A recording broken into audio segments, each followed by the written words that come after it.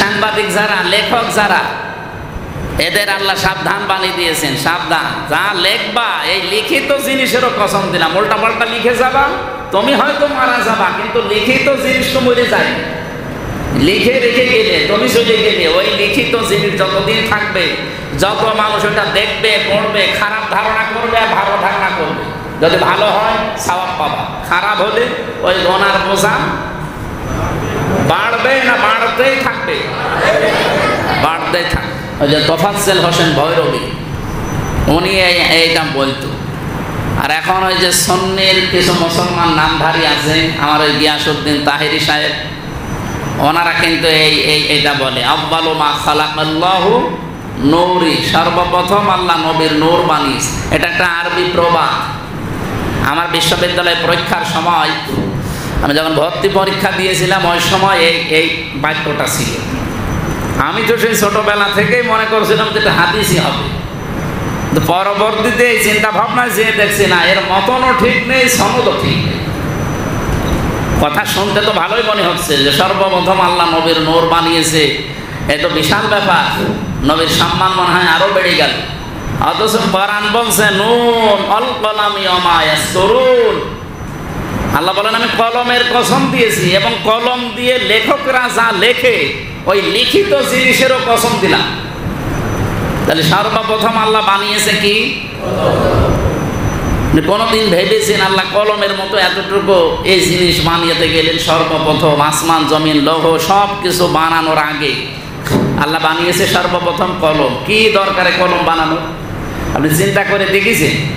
পৃথিবীর সব কিছুর মূলে কিন্তু এই কলম। একটা মানুষকে ফাঁসি দেয় কি দিয়ে? বলেন বলেন। একটা মানুষের যে জমিন জাল দলিল করে নেয় কি দিয়ে? একটা ভালো মানুষকে পেপার পত্রিকায় কালার করে দেয় কি দিয়ে? সব কিছুর মূলে কলম। আবার একেবারে কিচ্ছু জানে না, চরিত্র বলতে কিচ্ছু নেই, তারে ফুলের মতো পবিত্র বানিয়ে দিচ্ছে কি দিয়ে? আমরা তাফসীরে পেয়েছি 5 প্রকার। 1 নম্বরে আলমে আরওয়া, রূহের হায়াত, যেটা আমরা পার করে ফেলেছি। এরপরে আলমে বুতুন, মায়ের পেটের হায়াত, এটাও শেষ। 3 নম্বরে এখন আছে আলমে দুনিয়া, এই দুনিয়ার হায়াতে। 4 নম্বর আমাদের সামনে আসতেছে আলমে বারজাখ, কবরের হায়াত, ওটা একটা নির্ধারিত সময়। 5 নম্বরটা আসবে আলমে আখিরাত, এটা শুরু আছে, এর আর কোনোদিন শেষ নেই। হায়াত কয় প্রকার পেলাম? আগের 2টা শেষ, পরের আর 2টা সামনে বাকি আছে। মাঝখানে কয় নম্বরে আছি? বলেন বলেন বলেন। আগে যদি হায়াত 2টা শেষ হয়ে যায়, সামনে আরো 2টা বাকি থাকে, মাঝখানেরটা থাকা যাবে? প্রশংসা আদায় করছে আমাদের মালিকের, যিনি আমাদেরকে মানুষ বানিয়েছে। ওয়ালাকাদ কাররামনা বানি আদম, এই পৃথিবীতে যত সৃষ্টি আছে সবচাইতে সম্মান দিয়েছি বনি আদম সন্তানকে।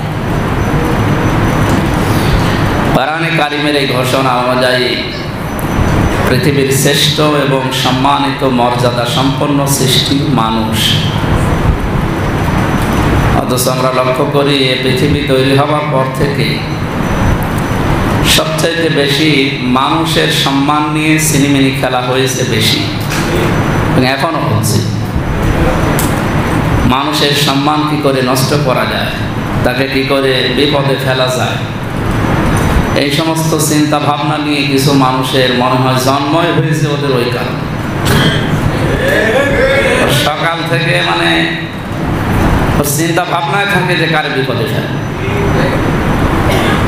ইয়ারাফুল মুজরিমুনা বিসিমাহুম ফায়ুখাযু বিন নাওয়াসি ওয়াল আকদাম ফাবিআইয়ি আলাই রাব্বিকুমা তুকাদ্দিবান।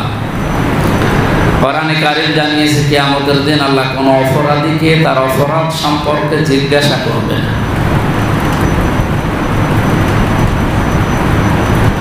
তার শরীরের ভেতরে তার অপরাধটা ফুটিয়ে তুলবে। দুনিয়ায় যে যে ধরনের অপরাধে লিপ্ত থাকে তার এই অ্যাক্টিভিটিস চরিত্র অনুযায়ী কিয়ামতে তার 3.5 হাত বডির ভেতরে ওইটা ফুটে উঠবে। আমরা কিছু মানুষের চরিত্র দেখতে পাই কুকুরের মতো। কুকুর কি করে? আপনি 2টা কুকুরকে খাবার দেবেন, একটাকে যা দিয়েছেন ও যদি সারাদিন খায় তাও শেষ হবে না, এরপরও দেখবেন পাশেরটায় হামলা দেয়।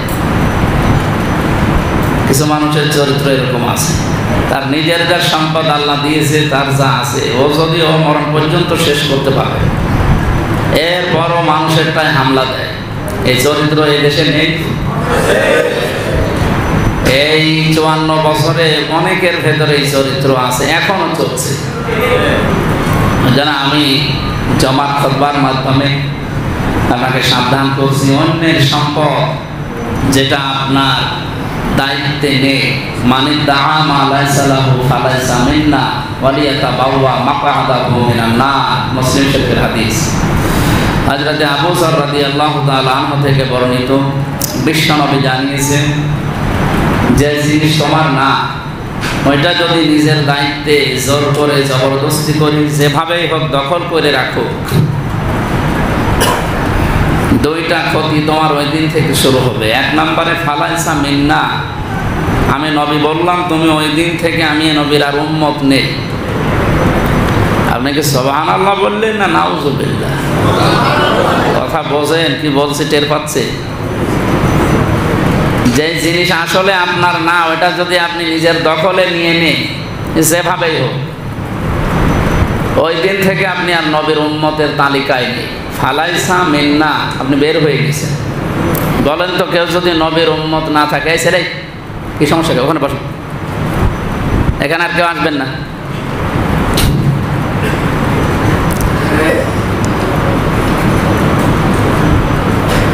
আপনি মারা গেলে আমি তো জানাজার নামাজ শেষ করার পরে কবরে দেওয়ার সময় কি বলবো? বিসমিল্লাহি ওয়া আলা মিল্লাতি রাসূলিল্লাহ, যে আমি আল্লাহর নামে রসুলের দলে রসুলের উম্মত হিসাবে দিয়ে গেলাম। আপনি তো আল্লাহর নামেও দুনিয়ায় ছিলেন না, রসুলের দলেও নেই, কারণ ফালাইসা মিন্না, নবীর উম্মত থেকে বের হয়ে গেছে। তাহলে আমার এই কথা আমি না, কাবা শরীফের ইমাম দিয়ে বলালেও কাজ হবে। আমি আশা করছি কথার অর্থ আপনি বুঝেছেন। সুতরাং এখন থেকে নিজেকে পরিপাটিত করেন, সংশোধন করেন। আমি সহ প্রত্যেকেই জানো, নিজের যেটা না ওটা অন্যের জিনিস নিজের দায়িত্বে নেবেন কোন কারণ? আর কার জন্য নিচ্ছেন আপনি? একটা মানুষের নিজের চলতে কতটুকু লাগে? হয়তো তার সম্পদ তার সন্তানের জন্যে, তার স্ত্রীর জন্যে, মা বাবার জন্যে, ভাই ভাগ্যরের জন্যে, এদের জন্যই তো করতে চায়। তাছাড়া নিজের চলতে একটা মানুষের খুব বেশি লাগে। আমি কয়েকদিন আগে, মনে হয় 4-5 দিন আগে মালয়েশিয়া থেকে আসলাম। সিঙ্গাপুর, মালয়েশিয়া, থাইল্যান্ড, ইন্দোনেশিয়া, এই সমস্ত দেশে মুসলমানেরা আমাদের দেশ থেকে যায়, এক একজন 200, 500, 2000, 5000 মানুষ নিয়ে যাচ্ছে। আমি অনেকগুলো মানুষের সাথে মিশে একটা জিনিস অনেকে আমাকে বলছিল, যে মানুষটা 5000 লোক নিয়ে এসেছে তার দায়িত্বে, 5000 মানুষ এখানে কাজ করাচ্ছে, প্রতিদিন তার কাজ করে মনে করেন 200 রিঙ্গিত। ওই দেশে মালয়েশিয়া যেহেতু রিঙ্গিত বলে, ওই দেশের 1 টাকায় আমাদের দেশের 30 টাকা। তোমার এই কাজে নিলাম, 200 টাকা করে তোমার দেওয়া হবে। ও 200 টাকা ঠিকই সেই ওই দেশের যিনি দায়িত্বে আছে, মালিক যিনি, ওই প্রতিষ্ঠানে তার কাছ থেকে নেয়। নিয়ে এই লোকটা একে হয়তো 180 টাকা দেয়, আর 20 টাকা ও নিজে খেয়ে থাকে। এটা তো পুরা হালাল নাকি? হ্যাঁ, আমি জানি যে আপনি এই কাজ করেন, আমি তো জানি না, আমি তো বলে ফেলেছি। এখন আপনার গায়ে গেলে আমি তো আর জানি, আমি তাকিয়ে বলি না, আমি তো হাদিস বললাম। 16 সালে একবার খুলনাতে এক মাহফিলে সভাপতি যিনি, উনি আপনি তো জানেন 16 সালে সাংসারিক বিষয়ে আলোচনা করেন। স্বামী স্ত্রীর গন্ডগোল কেন হয়, এগুলো মেটাতে হয় কি করে, এটা ভালো জিনিস। স্বামী স্ত্রীর গন্ডগোল কেন হয়, এটা সূরা নিসার ভেতরে আল্লাহ 1500 বছর আগে দিয়েছে, 34 নম্বর আয়াত, যে এই কারণে গন্ডগোল হয়। আর এটা মেটাতে হয়, এরকম 5টা পদ্ধতি আছে। আমি ওই আয়াতের তাফসীর করলাম, সবাই তো কম বেশি খুশি। উনি দেখেন কথা বলছেন, আবার রাতের বেলা খাবারও ওনার বাড়িতে, খাবার খেতে গেলে মুখ গোমরা করে আছে। কি গো, আপনার কি হয়েছে? হুজুর আমার আর বর সাথে আজ একটু গন্ডগোল হয়েছে, আপনি জানলেন কি করে? আমি কি করে জানবো আপনার বর সাথে আপনার গন্ডগোল? না, আপনি যা যা বললেন সব আজকে আমার হয়েছে। আমার কি কেউ বলে দিয়েছিল? এই কথা বলে না কেন? বলেছে তো একজন অবশ্য। কি বলেনি? ১,৫০০ বছর আল্লাহ আগে আমাকে জানিয়ে দিয়েছে যে এই কারণে গন্ডগোল হয়। ওই কারণে যদি ওর গন্ডগোল হয়ে থাকে তা আমি কি কোরআনের আয়াত বাদ দিয়ে দেব?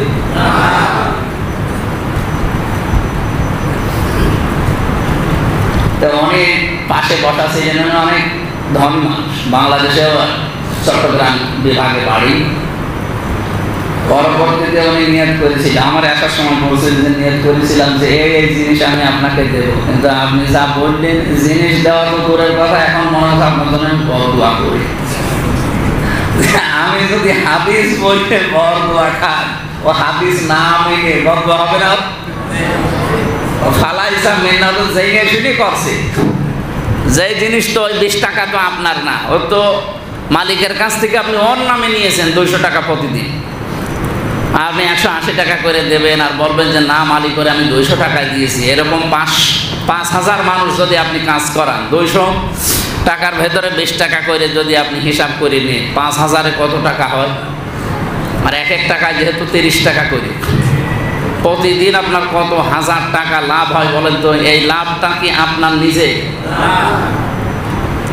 ইন্নাল্লাযীনা ইয়াকুলুনা আমওয়ালাল ইয়াতামা যুলমান ইন্নামা ইয়াকুলুনা ফি বুতুনিহিম নারা ওয়া সায়াসলাউনা সাঈরা। সূরা নিসার ভেতরে এসেছে নিশ্চয় যারা এতিমের মাল খাচ্ছে এবং খাবে। এখানে যেহেতু ইয়াকুলুনা এটা মুজারে, বর্তমান ভবিষ্যৎ, প্রেজেন্ট ফিউচার। মাল না দিয়ে আল্লাহ আমওয়াল দিয়েছে, মানে বিভিন্ন রকমের সম্পদ হতে পারে। মাল মানে শুধু টাকা পয়সা, খাবার, খাদ্য, এগুলোই না। আপনি যে চেয়ারে বসে আছেন এটা একটা মাল, কারণ এই চেয়ারে বসে কলমের খোসা দিয়ে বহু মানুষের জীবন নষ্ট করা যায়, বহু মানুষকে অবৈধভাবে উপরে তুলে দেওয়া যায়, বহু মানুষকে নিচে নামিয়ে দেওয়া যায়। এরকম চেয়ার দেশে নেই? আছে, মানে এই সব চেয়ারই তো বেশি। তাহলে এটাও একটা মাল। এই মালগুলো যারা মানুষের কাছ থেকে অন্যায়ভাবে খায়, বিশেষ করে এতিমদের কাছ থেকে। এখন এতিম তারা আমাদের বাংলাদেশ আর ভারত আর পাকিস্তান, এই 3টা দেশে আমি বহু জায়গায় গিয়েছি। এই 3 দেশের ভেতরে অধিকাংশ জায়গা আমার প্রায় সফর করা শেষ, আমি আলোচনাও করেছি সেখানে। এদের সাথে মিশে দেখলাম এই 3 দেশের ভেতরে মানুষের স্বভাব, এরা মানুষ মনে করে যে এতিম মানুষ আর মা বাবা নেই। এতিম মানে শুধু মা বাবা নেই, এটাই এতিম না। আপনি যেখানে কাজ করেন আপনার নিচে যারা আছে সবাই আপনার কাছে এতিম। এই দেশের 18 কোটি মানুষ এখন আমরা মানে বাস্তবিক পক্ষে না হোক, যে কোনো কায়দায় ডক্টর মোহাম্মদ ইউনূসের কাছে কিন্তু এতিম।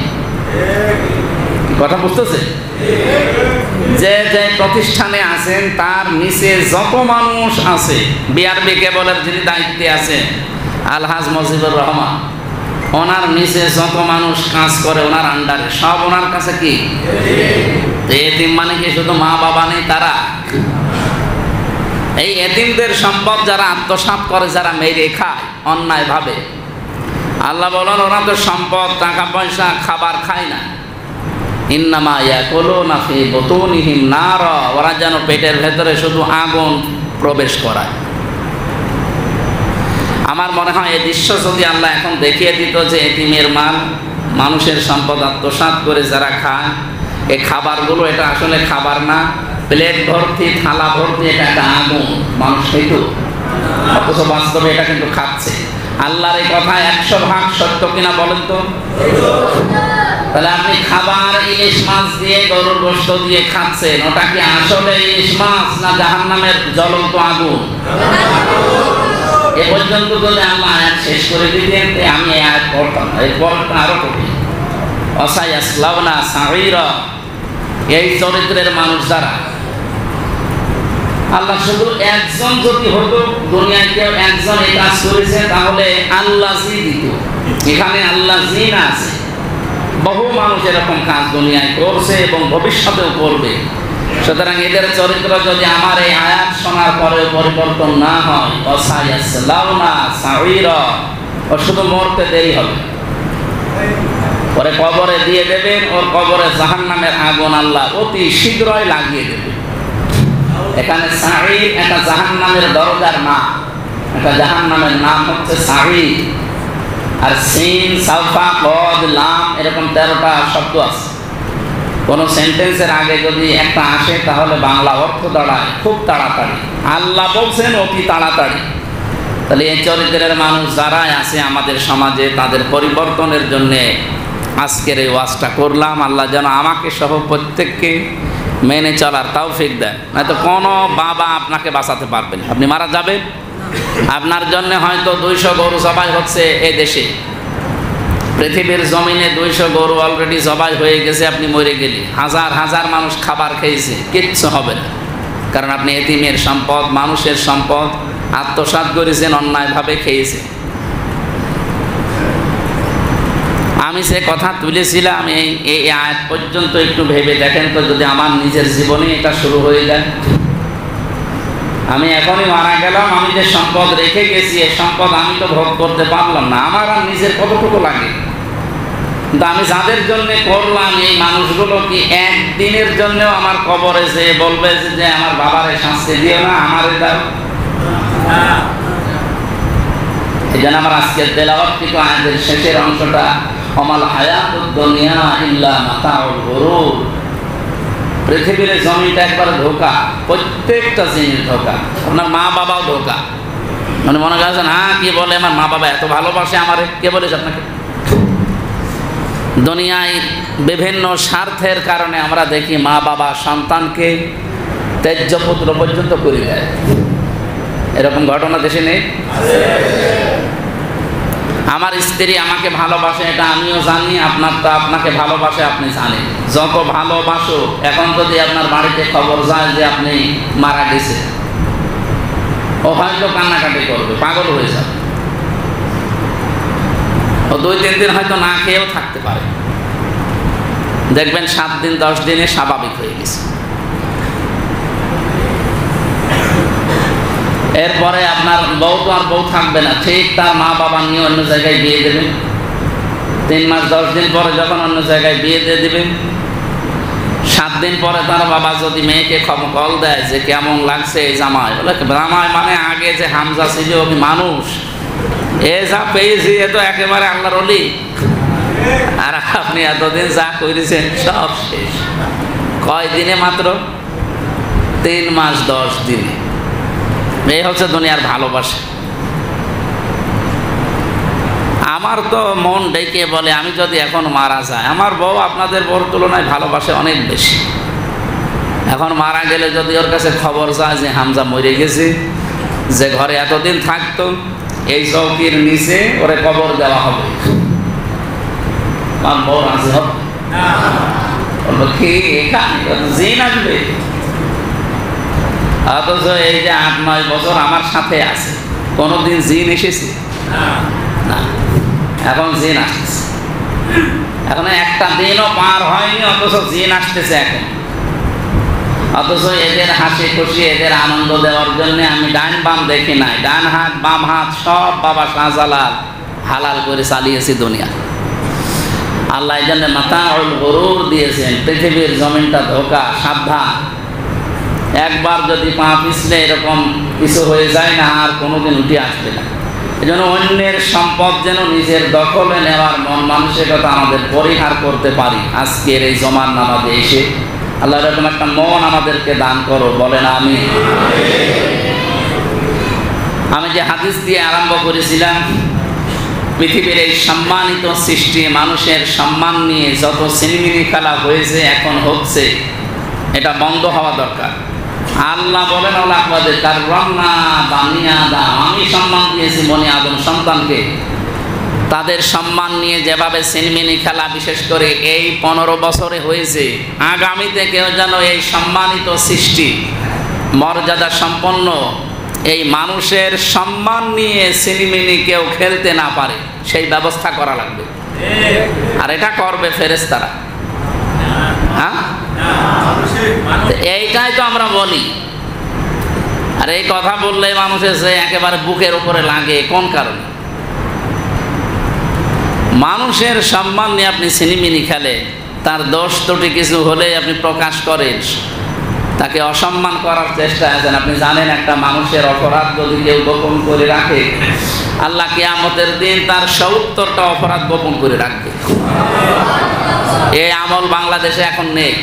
আরো অপরাধ না থাকলে তার উপরে দোষ চাপিয়ে তাকে অপরাধী বানানো হয়। যার একটা অপরাধ গোপন করে দিলে নিজের অপরাধ ৭০টা আল্লাহ গোপন করে রাখবে, সে আমল নেই।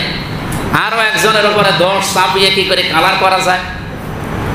এটাতে কত বড় অপরাধ দুনিয়াতে, আল্লাহর পরে এই পৃথিবীতে শিরকের পরে সবচাইতে বড় অপরাধ এইটা, যে তহমত বলা হয়, যেটা একটা মানুষের উপরে সে কিছু জানে না, দোষটা চাপিয়ে তারে দেশের সামনে কালার করে দিলে তার মান সম্মান ইজ্জত আবরু সব শেষ। কোরআনে কারীম জানিয়েছে, ওমাই ইয়াকসিব খাতিয়াতান আও ইসমান সুম্মা ইয়ারমি বিহি বারিয়ান ফাকাদ ইহতামালা বুহতানা ওয়া ইসমাম মুবিনা। সূরা নিসার ১১২ নম্বর আয়াতে এসেছে। পৃথিবীতে বহু মানুষ এমন আছে নিজে অন্যায় করে, নিজে অন্যায় করে অন্যায়টা একটা মানুষের ওপরে চাপায়, যে লোকটা ওই সম্পর্কে কিছু জানে না, তার উপরে মিথ্যায় অপবাদটা চাপিয়ে তাকে নষ্ট করে দেয়, তার সম্মান মর্যাদা কালার করে ফেলে।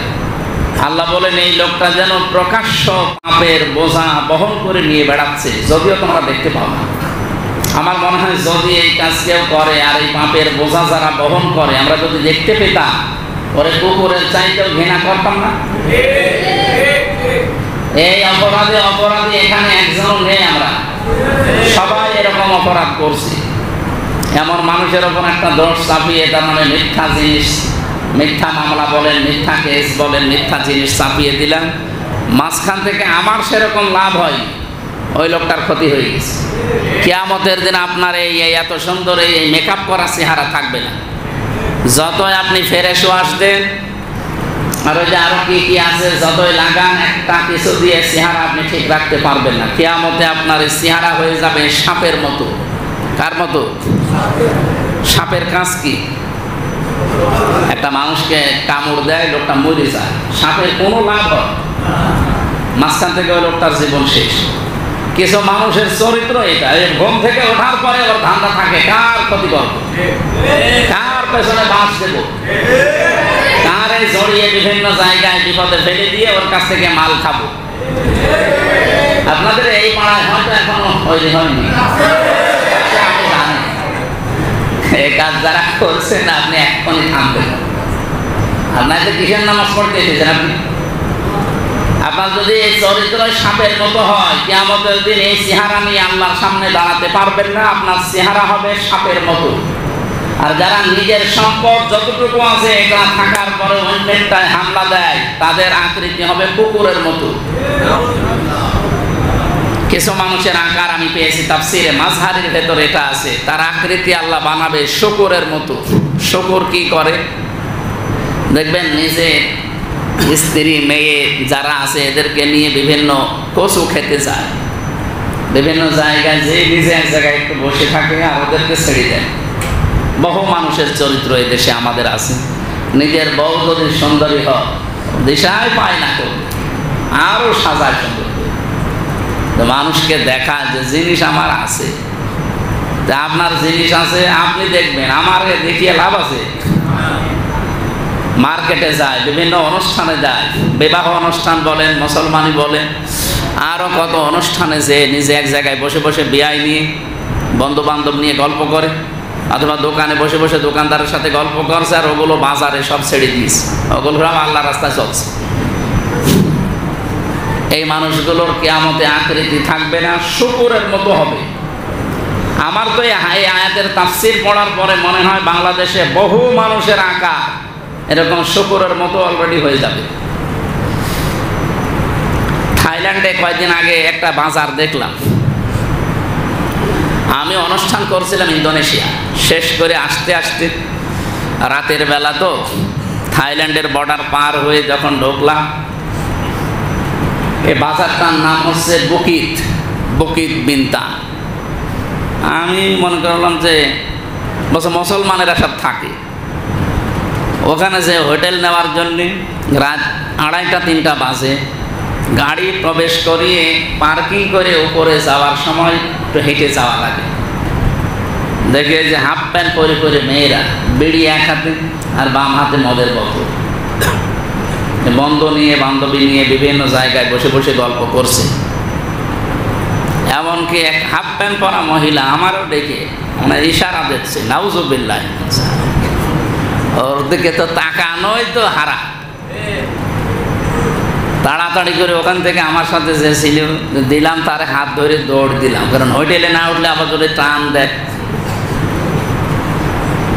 তো ওদের জীবনের দিকে মাঝে মাঝে হোটেলে যে বালিশে মাথা দিয়ে ভাবলাম যে আল্লাহ, এরাও তোমার সৃষ্টি, এরাও মানুষ, এদের কি জীবন বলেন।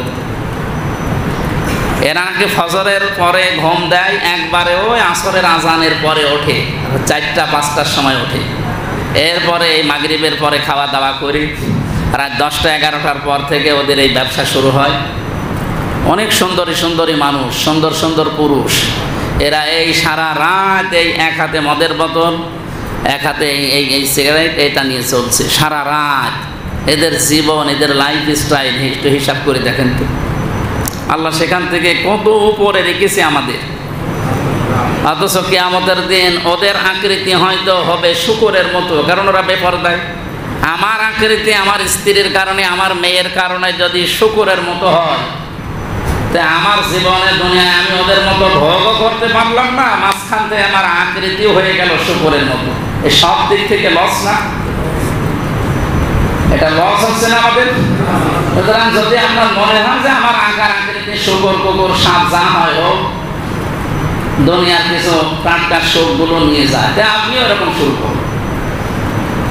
আর যদি আমরা চাই যে না, আমার এই আকৃতি যা আছে এর চাইতে আমি 70 গুণ সুন্দর করব, কারণ জান্নাতি মানুষদের চেহারা এক এক সময় এক এক রকমের রূপ পাল্টাবে। আমাদের যে চেহারা আছে রূপ পাল্টাতে থাকবে।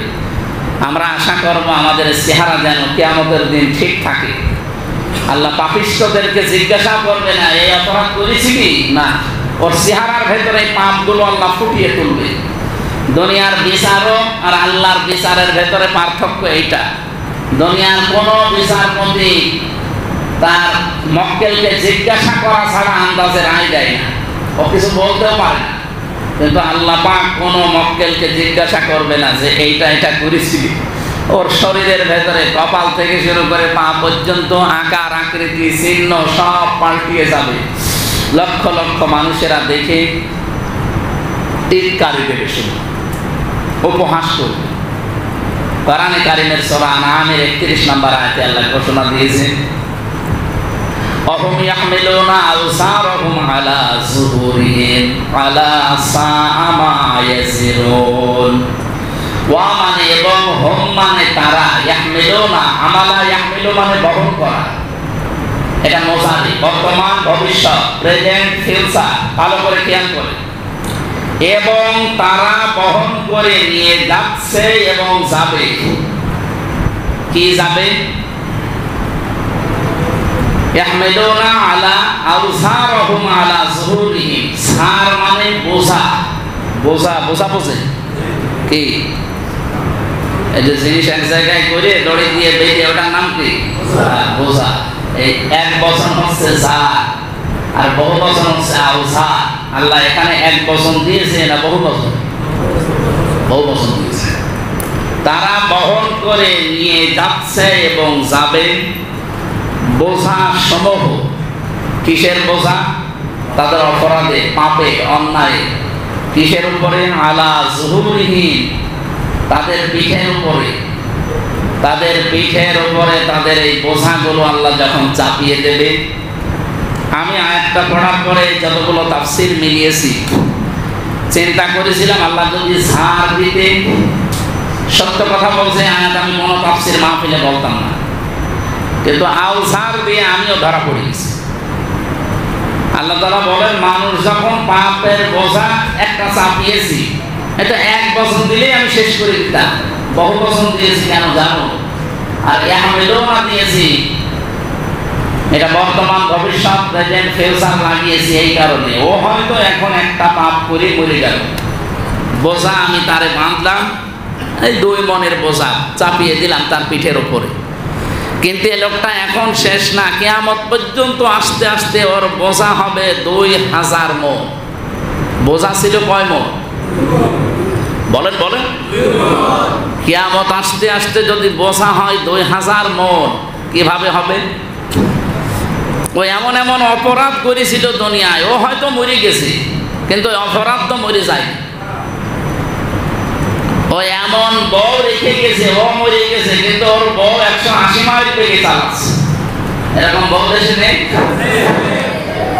ও মরে গেছে, কিন্তু ওর ছেলে তো মারা যায়নি, ওর ছেলে ডাল খায়। আর ডাল খেলে ওই ডালের সওয়াব বা গুনাহ যাই হোক সব আপনার আমল নামায় কিন্তু যাবে, কারণ আপনার সম্পদ দিয়ে সে ডাল খাচ্ছে। তো এরকম একটা দল আপনি তৈরি করে গেলেন, আপনি মরে গেছেন, কিন্তু আপনার দল তো মরেনি। আপনার দলের লোক কিন্তু কাজ কারবার চালিয়ে যাচ্ছে। সে অন্যায় করুক আর ন্যায় করুক, যদি ন্যায় কাজ করে আপনি কবরে পাবেন পার্সেন্টেজ হিসাবে কিছু, আর যদি অন্যায় করে এই দলের লোক, আপনি দলীয় প্রধান ছিলেন, দল প্রতিষ্ঠা করেছিলেন, এই জন্য আপনি কবরে বসে বসে ওই দলের লোক যত কাজ অন্যায়, মানবতা বিরোধী, ইসলাম বিরোধী কিয়ামত পর্যন্ত করতে থাকবে, আপনি ওই দলীয় প্রতিষ্ঠাতা হওয়ার কারণে পেতে থাকবেন। এরকম মানুষ বাংলাদেশে নেই। আমার আফসোস লাগে আয়াতটা পড়ার পরে বহু মানুষের জীবনের দিকে তাকিয়ে। সেই লোকটা হয়তো 60 বছর বয়সে মরে গেছে, না 60 মণ গোনা করেছিল, কিন্তু এখন কিয়ামত আসতে আসতে তার গোনার বোঝা যদি 60,000 মণ হয়, আল্লাহ এই জন্য বলেন চাপাতেই থাকবো, শুধু চাপাবো না, যেন এক মিলও না, একটার পর একটা চাপাতেই থাকবো। এমন একটা দল আমি তৈরি করে রেখে চলে গেলাম, আমি মরে গেছি, আমার গোনা শেষ, কিন্তু আমার দলীয় লোকজন তো মরেনি। ও যতদিন ওই দল থাকবে ততদিন ওই দলের যত লোক আরো বাড়বে, যত অন্যায় করবে, একটা একটা করে আমার আমল নামায় আসতেই থাকবে।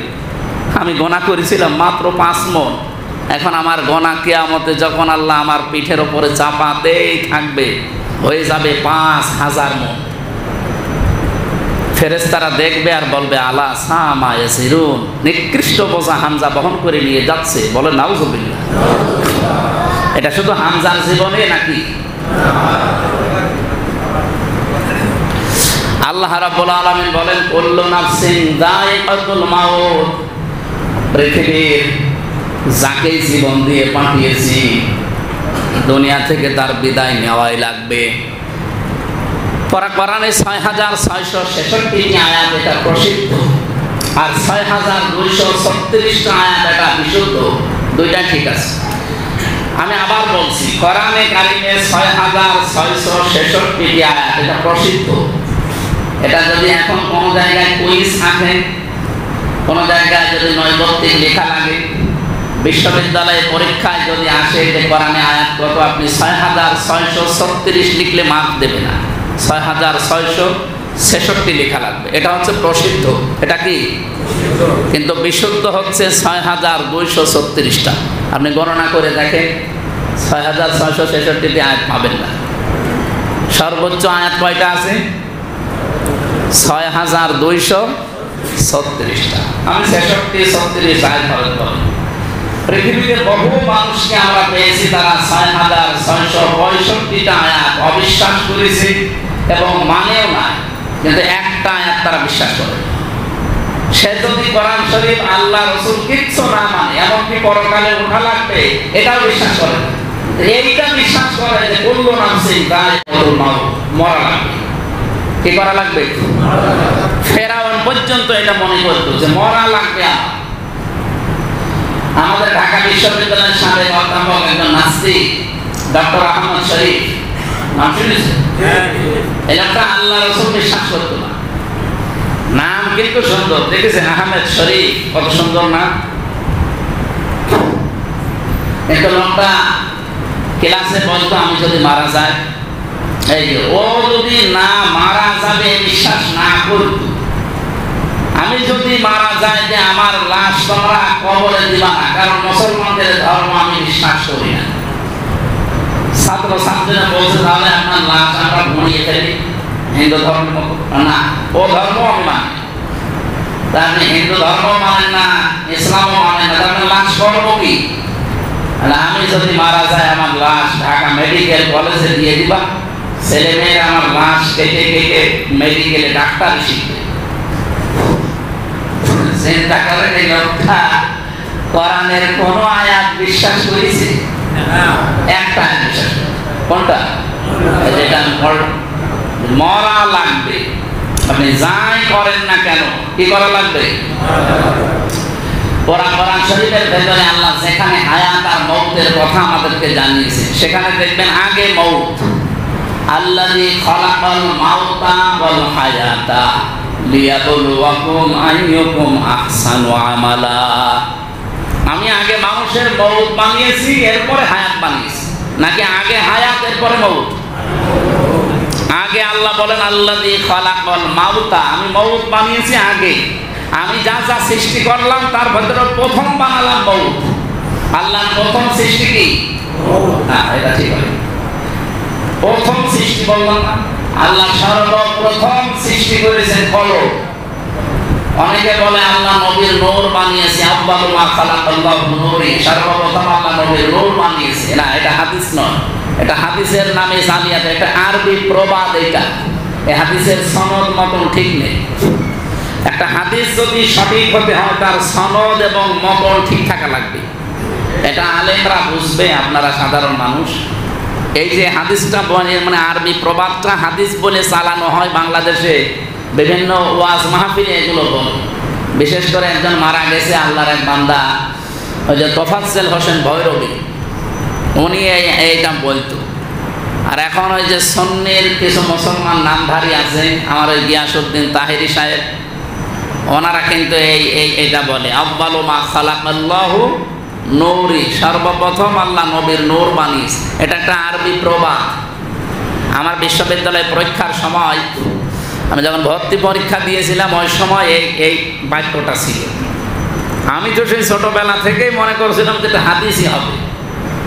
পরবর্তীতে এই চিন্তা ভাবনায় যে দেখছি না, এর মতনও ঠিক নেই, সনদও ঠিক নেই। কথা শুনতে তো ভালোই মনে হচ্ছে যে সর্বপ্রথম আল্লাহ নবীর নূর বানিয়েছে, এ তো বিশাল ব্যাপার, নবীর সম্মান মনে হয় আরো বেড়ে গেল।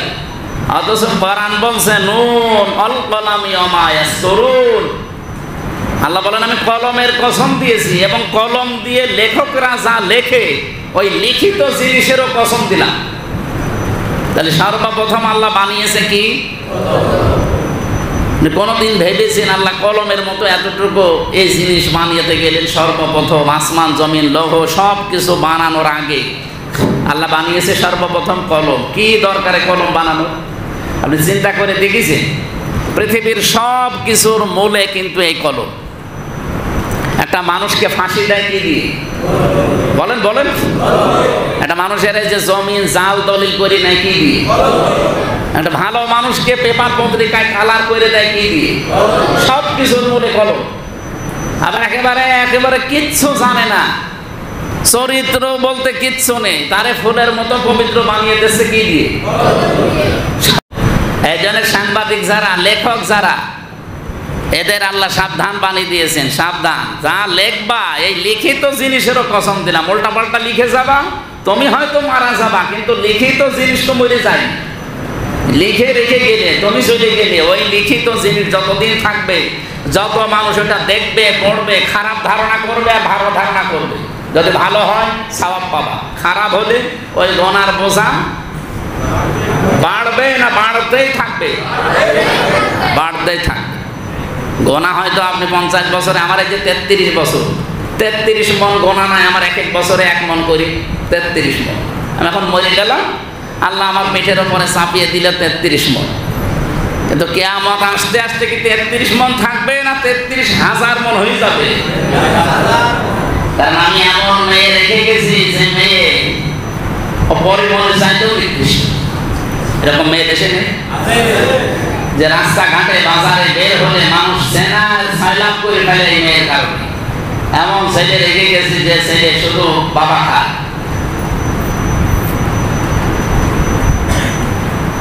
যেন আমাদের এখন সন্তান হওয়া দরকার। সম্মানিত ভাইরা, এই লোকটার কথা বলছিলাম, জীবনে সর্বপ্রথম আল্লাহ কিন্তু বানিয়েছেন কলম ওই হিসাবে।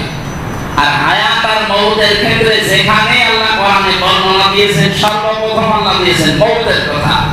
আমি মউত বানিয়েছি তোমাদের আগে, এরপরে হায়াত। মউত বানিয়েছি এই কারণে মানুষ যেন সবসময় চিন্তায় থাকে, আমি যত উপরে উঠি না কেন আমার মরা লাগবে। কি করা লাগবে? এরপরে আল্লাহ দিয়েছেন হায়াতা, হায়াত বানিয়েছে। হায়াত কি? আমরা মনে করি যে বেঁচে আছি এটাই হায়াত, শুধু না। হায়াত 5 প্রকার। আপনি কি ঘুমাচ্ছেন না? অনেক জায়গায় ঢলছে দেখতেছেন, মসজিদে আগে ঘুমায় কেন? হায়াতের ভেতরে আমরা তাফসীরে পেয়েছি 5 প্রকার। 1 নম্বরে আলমে আরওয়া, রূহের হায়াত, যেটা আমরা পার করে ফেলেছি। এরপরে আলমে বুতুন, মায়ের পেটের হায়াত, এটাও শেষ। 3 নম্বরে এখন আছে আলমে দুনিয়া, এই দুনিয়ার হায়াতে। 4 নম্বর আমাদের সামনে আসতেছে আলমে বারজাখ, কবরের হায়াত, ওটা একটা নির্ধারিত সময়। 5 নম্বরটা আসবে আলমে আখিরাত, এটা শুরু আছে, এর আর কোনোদিন শেষ নেই। হায়াত কয় প্রকার পেলাম? আগের 2টা শেষ, পরের আর 2টা সামনে বাকি আছে। মাঝখানে কয় নম্বরে আছি? বলেন বলেন বলেন। আগে যদি হায়াত 2টা শেষ হয়ে যায়, সামনে আরো 2টা বাকি থাকে, মাঝখানেরটা থাকা যাবে দিতে পারত। আলমে দুনিয়া শেষে না দিয়ে আল্লাহ মাঝখানে দিয়েছেন। এই জন্য আমরা যাই করি না কেন আমাদের মরা লাগবে, এটাই ফাইনাল। আল্লাহ বলেন কেন এই হায়াতটা বানিয়ে পাঠালাম জানো? লিয়াবলুয়াকুম, যেন তোমাদের ভেতরে যারা আছে দুনিয়ায়, আইয়ুকুম আহসানু আমালা, সবচাইতে ভালো কাজ করে আমি আল্লাহর কাছে আসতে পারবো। কি কাজ? সবাই বলেন কি কাজ? ওরা কোরআনে আল্লাহ কোন জায়গায় দেয়নি যে আকসারু আমালা, আমি বেশি বেশি কাজ চাই না। আল্লাহ বলেন আমি আকসারু আমালা চাই না, আহসানু আমালা চাই, ভালো কাজ চাই, বেশি কাজ না। আপনি কাজ অল্প করেন কিন্তু কাজটা যেন ভালো হয়। বাংলাদেশে এই সমস্যাটাই বেশি, আমরা কাজ করি অনেক বেশি কিন্তু কাজটা ভালো হয় না। এই যে রাস্তা,